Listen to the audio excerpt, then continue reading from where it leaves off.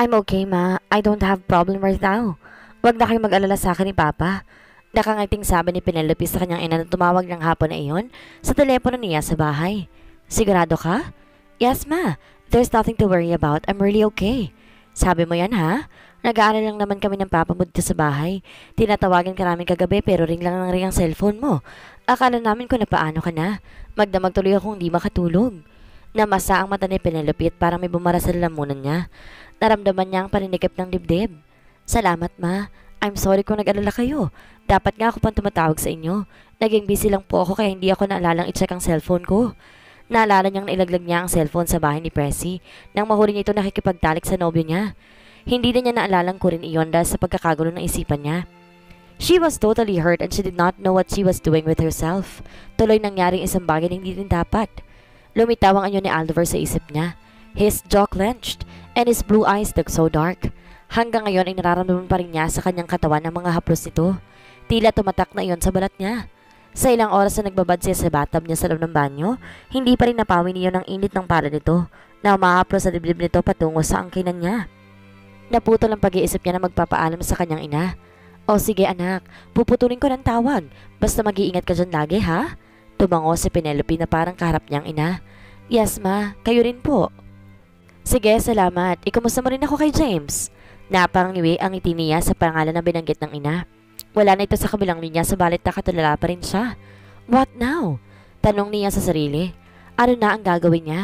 After what she discovered about James' unfaithfulness, tila hindi niya alam kung anong susunod na mangyayari sa buhay niya. Umupo si Penelope sa gilid ng kama niya. Until now, she could feel her heart aching. Mahirap ang hindi maalalang sandaling nahuli niyang ang dalawa sa akto. It was the most heartbreaking scene she had ever saw. Subalit mas masakit ang linyang binitawan ni James nang kumprontahin na niya ito. Mahal kita, Penelope. Mahal kita pero mas mahal ko na si Pressy. Ibinigay niya sa akin ang lahat ng pangailangan ko bilang lalaki. She made me feel like I'm a real man. Mas naramdaman kong lalaki ako kapag si Pressy ang kasama ko. Taliwas na nararamdaman ko kapag kasama kita. I'm sorry. I'm sorry I didn't mean to hurt you, Penelope. Napakasakit ng sinabi nito. Humapdi ang sikmura ni Penelope. Puro ng bitterness na tumawa siya. Umalingaw ang tawa niya na walang sigla at puro ng lungkot. She must be in hell now. Dahil sa sakit na panilasap sa kanya ng nobyo ng labas niyang minahal. Pakiwari niya ipinatay na nito ang puso niya. Dahil sa pakikipagniig, pinagtaksilan siya nito? What the F? Kapag nagtaksil ang isang lalaki sa isang babae, bakit laging kamunduhan ang naging dahilan niyon? Hindi ba sapat ang pagmamahal niya rito? Hindi ba nito kayang maghintay para ibigay niya rito ang sarili niya? Kinailangan para talaga nitong pagtaksilan siya at patulan ng kaibigan niya. At ang hilapirat na kaibigan naman niya ay may pagnanasa para sa nobyo niya. Mga hayop sila. Yayakapin na sana ni Penelope ang sarili at handa nang ibuhos ang lahat ng sakit na naipon sa dibdib niya nung tila umalingaw ang boses ni Oliver sa utak niya. Hindi makakatulong sa'yo kung patuloy mong pahihirapan ang sarili mo sa pag-iisip sa lalaking sinaktan ka lang sa bandang huli. You don't deserve to be cheated on. Your tears don't deserve that man. Kalimutan mo na lamang siya. Natigilan siya. His calm advice hit her head like a thunder. Aldover was right. Hindi niya dapat sinasayang ang mga luha niya para sa maling tao. Tama ng mga luhang sinayang niya kahapon sa pag-iyak. Pinahid niya ang mga luhang umagos sa pisngi niya. Tumayo siya sa harap ng malaking salamin sa loob ng kwarto. Tinitigan niya ang sarili doon. Wala siyang ginawang masama kahit kailan laban sa kapwa niya. She was a good daughter to her parents. Sa katunayan, simula na makapagtapos siya ng pag-aaral sa kolehiyo, tuloy-tuloy ang swerteng dumating sa buhay nilang mag-anak. Nakapagpatayo sila ng isang bahay sa Palawan, kung saan talaga gustong manirahan ulit ang mga magulang niya. Doon naman talaga nakatira mga ito dati. Umalis lang para maghanap ng trabaho sa ibang lugar at umasenso. Siya naman ang napamahal na sa San Jose kaya hindi na siya lumipat pa. Isa pa, nandoon din niya itinayo ang business niya kaya wala pa siyang balak ngayon na tumira sa Palawan kasama ng magulang. Naiintindihan naman ng mga itong bagay na iyon at natutuwa pa nga sa kanya. Marunong daw siyang tumayo na mag-isa at kakayanan niyang buhay ng sarili kahit walang sustento ng mga ito. She was an example of a strong girl. Yun ang kadalasang sabihin ng mga advisors at prof niya noon. At sa nangyari ngayon sa relasyon nila ni James, dapat siyang maging matapang. Dapat niyang harapin iyon ang hindi lumuluha. Hindi siya naging cum laude noon para maging duhaan sa pag-ibig at magbukang kaawa-awa sa harap ng ibang tao. Kung ayaw na sa kanya ni James, edi magpakasi ito sa kandungan ni Pressy. Hindi na rin niya kailangan ng lalaki. Siguro nakatandaan ng malaman niya ang pagtataksil nito. Para ngayon pa lang matutunan na niya na hindi dapat siya masyado magtiwala sa isang lalaki. They are all the same. Manloloko. taksil at katawan na habol sa isang babae. Napalingon si Penelope sa bintana niya. Nakahawi ang kortina niya at mula doon natatanaw niya si Aldover na nakatalikod. Sa malamlam na sinag ng araw na tumatama sa loob ng silid ng binata, mas naging kaakit-akit titigan ng likod nito na tila nililok ng mabuti sa ilalim ng araw. His muscles look harder. Damn! It's hard not to stare at his sexy back. Nasarap din ito ng salamin nito at parang may ginagawa ito. Lumapit sa Penelope sa bintana, tilitigan ng mabuti kung anong ginagawa nito. Parang nagtataas baba ang kamay nito sa pagitan ng hita nito. Halos dumuwa ang mata ni Penelope nang ma-realize na ang ginagawa ng Hudyo. Anak ng tinapa? Nagsasarili ito sa tapat ng salamin? Parang napako ang mga mata niya sa ginagawa ng lalaki. Hindi siya makaibo sa kinatatayuan niya. Nanaig ang kuryosidad sa katawan niya. Shit, Penelope! What the hell are you doing? Pinapanood ang nagsasariling lalaki? Sa hindi malamang dahilan parang gusto niyang punta nito sa silid nito at tulungan ito sa ginagawa nito. She could still remember the way he humped his masculine body above her. Suddenly, she imagined herself curling her fingers around his hard shaft. Naramdaman ni Penelope ang pagguhit ng init sa pagitan ng hita niya. Gumapang ang apoy sa balat ng dalaga at parang gusto niyang alisin ang lahat ng saplot sa katawan. Tila gusto niyang tawagin ang lalaki at ulitin itong pagpapaligaya sa kanya. Gusto ulit niyang maramdaman ang kamunduhang pinatikim nito sa kanya kagabi. Tama ang lalaki. Kahit lasing siya kagabi, aware siya sa nangyayari. Subalit hindi niya alam na si Aldover pala ang lalaking katalik niya. The experience was unforgettable. Para siyang binuhusan ng malamig na tubig nang mapalingon si Aldover sa kanya. Kumalat ang kulay sa pisngi niya, kasabay ng mabilis na pagtago. But it was too late. Alam niyang nakita na siya nito na pinapanood ito habang pinapaligay ang sarili. The worst thing was, nakahawak siya sa dibdib niya habang pinapanood ito. At alam niyang naabutan siya nito sa tagpong iyon. Diyos ko, Penelope, nakakahiya ka. Dahil sa kahiyang nararamdaman ni Penelope, hindi siya madaling nakatulog ng gabing iyon. Laman ng isip niya si Aldover. Okupado ng lalaking buong tensyon niya kahit wala ito sa harap niya. Ang leetsing lalaking yun. Siguro sunod itong gawin ng bagay na yun para maakit siyang panoorin nito at madalas siya sa ginagawa nito. It was clear that he wanted her on his bed again. Kahit hindi ito sinasabi, nakikita niya ang maigting na pagnanasa sa mga mata nito. His blue eyes. There is something about his blue eyes that she wanted to know. Matagal na niyang kilala si Aldover pero masasabi niyang minsan lang niya itong makausap. Hindi naman kasi niya ito iniimikan kahit na nagsasalita pa ito sa harap niya. Well, minsan lang. Kapag wala siya sa mood, nakakatugon sa mga pangasal nito. Ngunit may isang beses na hindi siya makalimutan na naging engkwentro niya kay Aldover noong high school sila. Yun ay nung panahon na papalapit ng JS prom niya sa school. Parang isang maikling eksena sa telebisyon na lumitaw sa isip niya ang pangyayaring iyon. Nakaugalian ni Penelope ang gumawa ng assignment niya sa school cafeteria tuwing break time. Naroon siya sa sulok at tahimik na nagsusulat. Hindi siya ang tipo ng estudyanteng sinasayang oras sa pagkipagchismisan sa mga klase niya tungkol sa kung sino-sino. Time is gold for her. Kaya ng oras na iyon, inutik-utik na niyang tapusin ang assignment niya sa mathematics. 20 items din yun at mahabang sagutan para sa mga klase niya. Ngunit para kay Penelope, madali lamang iyon. Mathematics was her favorite subject. Mas active siya sa klaseng iyon kasi sa English sa second favorite subject naman niya. Sa kalagitnaan ng pagsasagot ni Penelope, sa assignment niya ay naramdaman niya ang pang-upo ng isang matandad na lalaki sa tabi niya. Hindi pa man siya naiaangat ang tingin sa mukha ng katabi, kilala na niya kung sino ito. His sexy and masculine scent was obviously telling her who he is. Tinaasan lang niya ito ng kilay at hindi nagsalita. She was focused in answering math problems and the last thing she wanted is to be distracted by this boy. Alam niya na sa oras na ibukan niya ang kanyang bibig, hindi na iyon titigil hanggang sa magdebatehan na naman sila ng lalaking ito sa mga walang kasaysayang bagay. Hello, Penelope? Bati nito at nginitian siya ng pinakamatamis na yatang ngiti nito. Hi, she replied shortly. Ibinalik na ulit niya ang atensyon sa ginagawa at inignora na ang lalaki. Subalit hindi niya magawang tuluyan na baliwalain ang presensya nito sa tabi niya. Si Aldover isang uri ng taong mahirap ignorehin at hindi pansinin. Yes, it's very hard not to notice Aldover. Humahalik sa ilong niya ang matapang na panlalaking amoy nito. Idagdag pa na tila mainit na sinag ng araw ang titig ng kulay asul ng mga mata nito sa mukha niya. Hindi na nakatiis si Penelope at hinarap ng binata. Look, Aldover, kung may kailangan kang sabihin sa akin, tell me now. I don't want someone disturbing me while I'm busy doing my... Hindi pa siya tapos magsalita nang bumuka ang bibig nito at putulin ng mga sinasabi niya. Penelope, can you be my date to prom? What? Nautal na sambit ni Penelope. Hindi niya alam kung tama bang naparinig niya o nangangarap lang siya ng gising. I'm asking you to be my date to prom. Pwede bang ikaw babaeng makasama ko sa gabing iyon, Penelope? Napangaan dalaga, hindi makapaniwala sa narinig niya. Si Aldover Ronquillo, ang pinakagwapo at sikat na lalaki sa campus nila, inaayos siya maging date sa darating na JS prom? Kahit sinong babaeng alokin dito ng inaalok dito sa kanya ngayon, siguradong papayag. Why? Aldover was an ideal man for all of the girls in the campus. Gwapo, matangkad, matipuno, mayaman. Plus, his piercing blue eyes never failed to seduce a girl. Halos lahat ng kababaihan nahuhulog sa mga mata nitong nakaka-inlove naman talaga kung tititigan. Oo, Jaime? She asked, stammering. Tuloy ang nakuha ng lalaking atensyon niya mula sa sinasagot ng assignment. Ngumiti si Aldover sa kanya. Why not? You're pretty. No, we know that's not true. Binobola mo naman ako niyan. Believe me, Penelope, you are a pretty girl. Sa totoo nga ilang beses na akong tinutuksan ng mga kabarkada ko na ligawan ka. They find you very pretty. At natatakot nga ako na baka maunahan nila ako nangyayaan ka bilang date sa JS. She felt her cheeks burned with what he said. Ayaw man niyang abinin subalit kinikilig siya. Kahit saksakan ng yabang si Aldover, nagagawa pa rin itong pakirigin sa ng todo, sagad sa buto. Totoo ba yung sinasabi mo? Parang ayaw kasi niyang paniwala ng sinasabi ng lalaki. Unang-una, ang mga magulang nito ay amo ng kanyang ina. Dakilang katulong ang kanyang ina sa malamanso na bahay ni Aldover. Pangalawa, ang alam niya ay in a relationship pa rin ito kay Margo.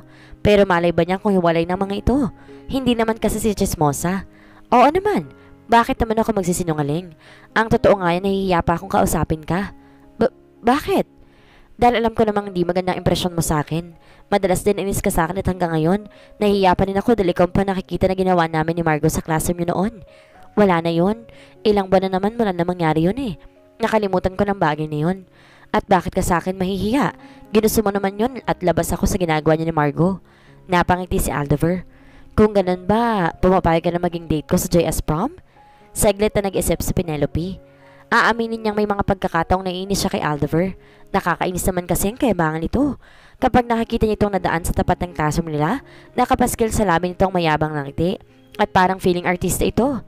Well, mukha naman talaga itong artistahin. Tumingin siya kay Aldover. May pag-asam sa kulay asul na mata nito habang nakatitig sa mukha niya. Pakiramdam ni Penelope napakaganda niya ng mga sandaling iyon.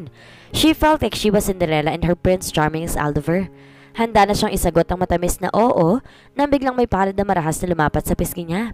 Hindi lamang siyang nagulat, pati si Aldover gulat na napatingin sa sumampal sa kanya.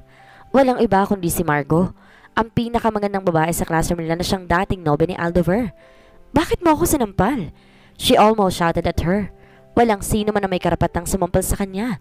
Hindi nga siya masaktan ng ina niya. Ito pang kaklase niya, hindi naman niya kaano-ano. Nagpigil lamang siyang sampalin din ito. Nakuha na ng ginawang pagsampal ni Margo sa kanyang atensyon ng ibang estudyanteng naroon din sa cafeteria. Hindi man niya ilibot ang tingin sa paligid, ramdam na niya ang nag-uusisang tingin ng ibang estudyante. Because you deserve it. Malandi ka. Inagaw mo sa akin si Aldover. Napatayo sa Penelope. Ano? Maang na napatingin sa binata na nasalubong ang kilay at confused na nakatingin kay Margo. Inagaw mo sa akin si Aldover, Penelope. Ikaw ang dahilan kung bakit siya nakikipaghiwalay sa akin ngayon. May relasyon na kayo, kami pa. Talandi. Pagkatapos niyon, umiiyak na tumakbo ito palabas ng cafeteria. Napasingap sa Penelope sa sinabi nito. Nang tumingin siya kay Aldover na nakita niyang apologetic na tingin nito na para bang humihingi ito ng sorry. And then realization hits her. Nakipaglapit lang si Aldover sa kanya ngayon para magpungang siya ang babaeng pinilit ito kay Margo at para mahiwalay na nito ang babae. Nag-init ang mata ni Penelope. Naghalo-halo ang pagkadismaya, pagkapahiya at galit sa dibdib niya. Umugong ang chismisan sa lugar na iyon. Mabilis na tinabi niya ang mga gamit sa bag. Penelope, don't believe her. Sinampal niya ito. Hindi ka talaga dapat pagkatiwalaan, Aldover. Hindi ka lang mayabang. Manluloko ka pa. Umalis na rin siya sa lugar na iyon kahit damang-daman niya ang tingin ng mga kapwa-estudyante niya. Siguradong kakalat ang nangyari sa buong campus at pagpipiyasan siya ng mga chismosa. Not that she care about what other people think of her. Subalit sa nangyari, nagbukas siya mga agon ng nobyo kahit hindi naman totoo. Mataas pa namang respeto sa kanya ng mga klase at guro niya. Pero ngayon nakakasiguro siyang iniisip na ng mga ito na hindi siya nalalayo sa uri ni Margo. At kasalanan iyon ni Aldover. Ilang beses na humingi si Aldover noon ng tawad sa kanya tungkol sa nangyari. Pinatawad naman niya ito. Ayaw rin kasi niya na umabot sa kaalaman ng mga magulang niya na may ganong nangyari sa pagitan nila ni Aldover. Halos isang linggo din nang tumagal ang chismis na iyon kaya pinagbigyan na niyang lalaki.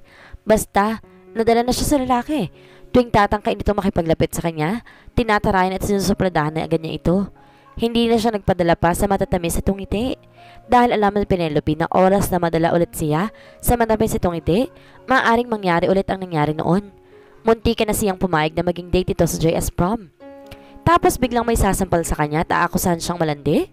Ewan na lang niya kung sinong hindi madadala. Hindi na siya muli nagtiwala kay Aldover pagkatapos ng pangyayaring iyon. Bumuntong hininga siya. At ngayon may nangyari naman sa pagitan ni Aldover.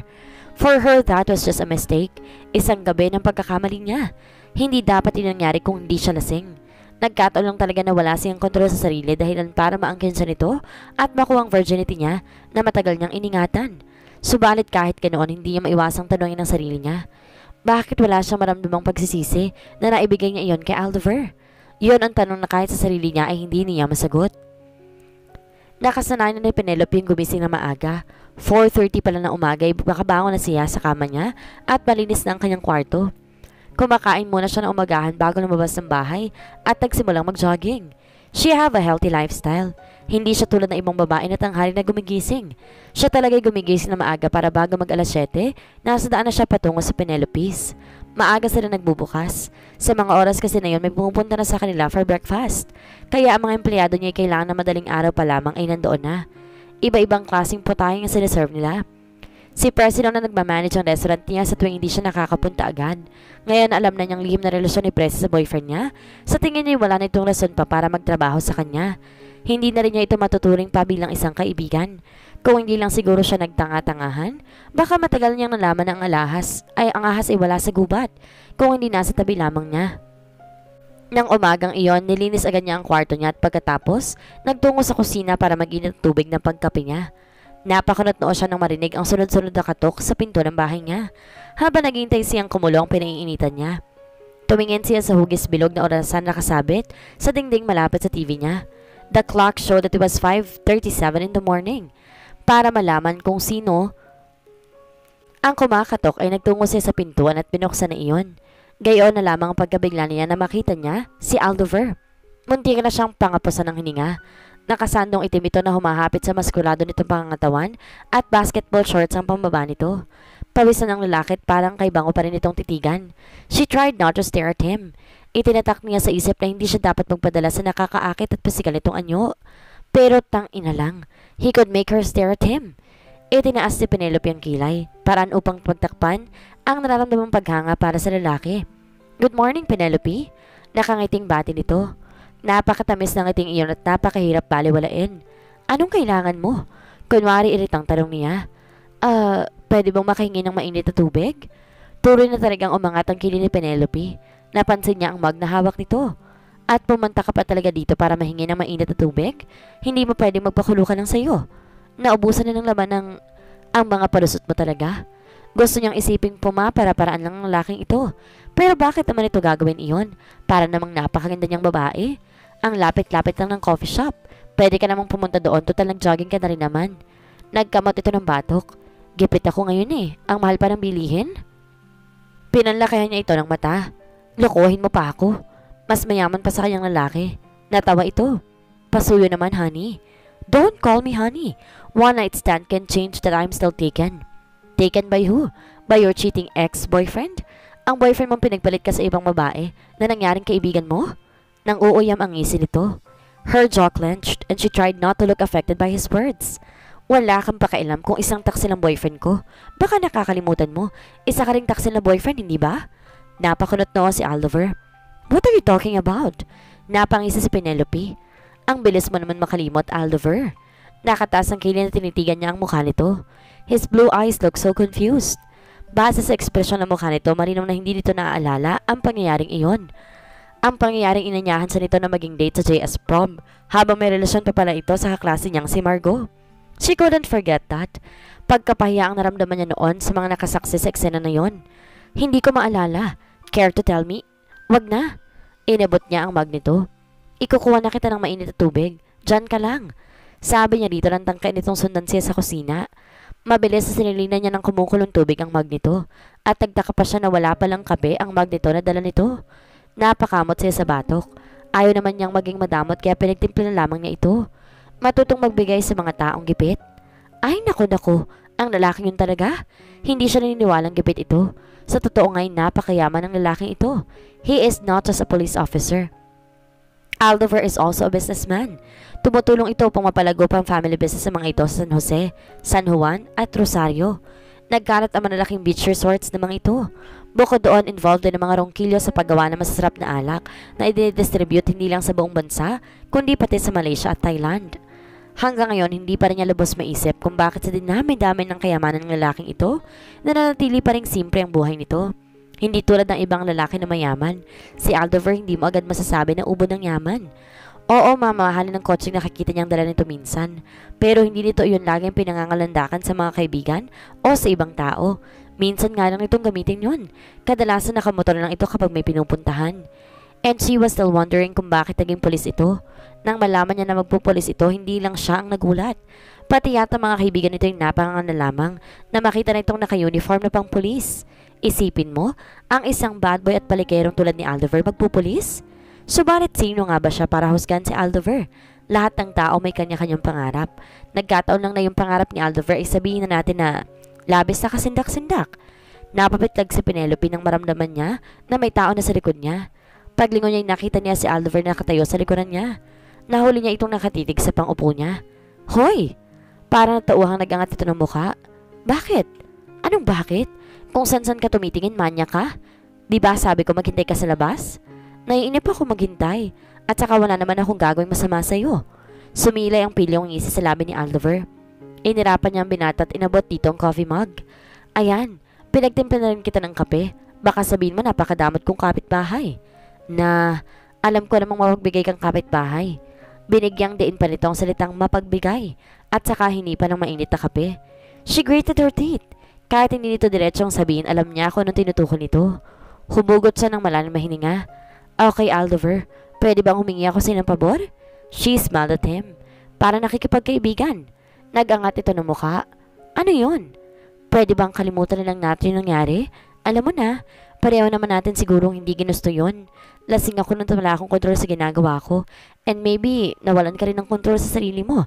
Pareho lang tayo na may kasalanan at mas makakabuti kung ibaon na lamang natin yung salimot. Pwede ba? Mahinahon ang boses ni Penelope habang sinasabi iyon. She used good words for him to understand her. She wants peace with him. Kasalanan din siguro niya kung bakit may nangyari sa kanila. Kung hindi ba naman sa isa't kalahating gaga na nagpakalunod-lunod pa sa alak. Ngunit hindi niya alam kung ano pa ang mali sa sinabi niya. Nakita niyang unti-unting pagdilim ng anyo ng binata. His blue eyes looked so murderous again. Parang hindi nito nagustuhan ang sinabi niya. Kumatok ang kaba sa dibdib niya. Napalanok siya. Bakit ganyan ka makatingin? May sinabi ba ako masama? Hindi inaalis ang tingin sa kanya na binaba ni Aldover ang mug sa kalapit na mesa at humakbang palapit sa kanya. Bago pa niya magawang makaurong, nahapitan nitong bewang niya at mariing idinikit sa katawan nito. Napasinghap si Penelope. Aldover! Lapit na mukha nito sa mukha niya at kulang na lamang maglapat ang labi nito. Dumagundong ang dibdib niya sa kaba. Hindi siya sanay na ganito ang lalaki. He acted like he was being cheated by his girlfriend. Nagliliyab sa galit ang kulay asul ng mga mata nito. Nanginginig na ang tuhod niya sa inaakto nito. Aldover, bitawan mo ko. Ano bang sinabi kong masama? Nakikiusap ang tinig niya.